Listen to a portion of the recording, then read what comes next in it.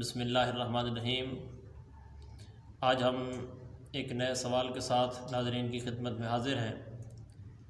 عدیل بھائی نے یہ سوال کیا ہے کہ میں امتحان میں کامیاب ہونا چاہتا ہوں، مجھے کوئی ایسا وظیفہ بتا دیا جائے جس کی برکت سے اللہ تعالیٰ مجھے امتحان میں کامیابی نصیب فرما دے۔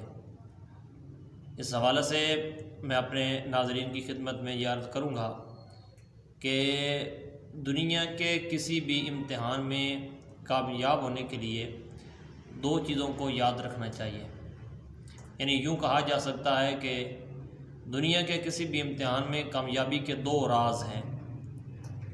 پہلے نمبر پر محنت ہے، مگر محنت ایسی کہ یعنی جس چیز سے کامیاب ہونا چاہتے ہیں، جس امتحان میں کامیاب ہونا چاہتے ہیں، اس کو اپنے ذہن پر سوار کر لیں۔ یعنی آپ کی توجہ ہر وقت اسی کام کی طرف ہونی چاہیے۔ یوں کہا جا سکتا ہے کہ جب تک آپ اپنی جاگتی آنکھوں سے خواب نہیں دیکھ سکتے، اس وقت تک آپ حقیقی کامیابی حاصل نہیں کر سکتے۔ یا یوں کہا جا سکتا ہے کہ منزل کو دیکھ کر جب تک آپ سفر شروع نہیں کر دیتے، اس وقت تک آپ کو حقیقی کامیابی حاصل نہیں ہو سکتی۔ منزل کا تعین ضروری ہے۔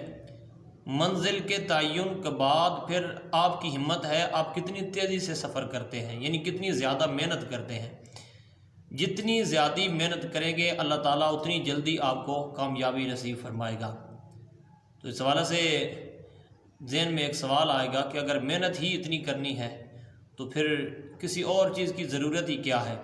تو یاد رکھیں، صرف محنت کے بل بوتے پر کامیابی کے خواب دیکھنا یہ بھی بالکل صحیح نہیں ہے، کیونکہ محنت کے ساتھ ساتھ جب تک اللہ تعالیٰ کا فضل شامل حال نہیں ہوتا، اس وقت تک حقیقی کامیابی بندے کو حاصل نہیں ہو سکتی۔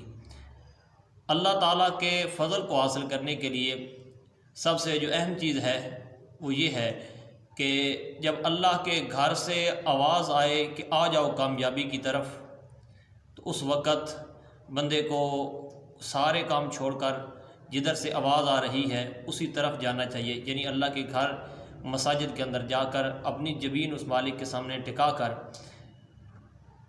اس سے دعا کرنی چاہیے۔ اور آج میں جو عمل آپ کی خدمت میں عرض کرنے لگا ہوں وہ بھی اسی سے ریلیٹڈ ہے کہ جو امتحان میں کامیابی حاصل کرنا چاہتا ہے اس کے لیے ضروری ہے کہ وہ جب بھی اذان ہو تمام کام چھوڑ کر اللہ کے گھر میں جائے، یعنی مسجد میں جا کر وضو کرے اور نماز با جماعت ادا کرے۔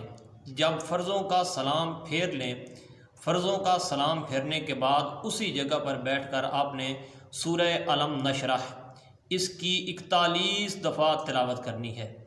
سورہ علم نشرح یہ 30ویں پارے کی چھوٹی ساری صورت ہے۔